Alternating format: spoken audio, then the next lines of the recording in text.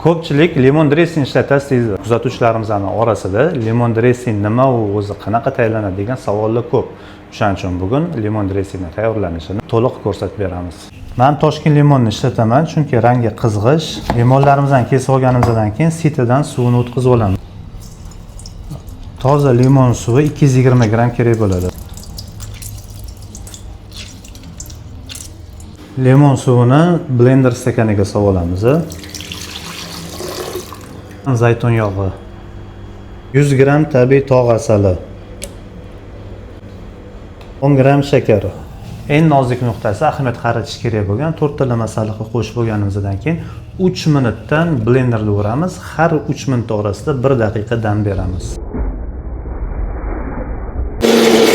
Aniqrog'ini aytganda 3 minut urdim, mana hozir 1 minut dam berdim. Shu prosesni 3 marta qaytaramiz. 3 minutdan 3 marta urib orasida 1 minutdan dam berganimizdan keyin 3-inchisidan keyin sousimiz tayyor. Uni maxsus idishga quyib qo'yamiz. Soviganidan keyin bemalol любой salatga ishlatsangiz bo'ladi. Sizda videodagi chiqmasligi mumkin. Har doim ham sharoitdan kelib chiqilib, masalliqlarni kamaytirib yoki ko'paytiriladi. Agar video yoqqan bo'lsa va manfaatli bo'lsa, kimga jo'natib yuborishni o'zingiz bilasiz.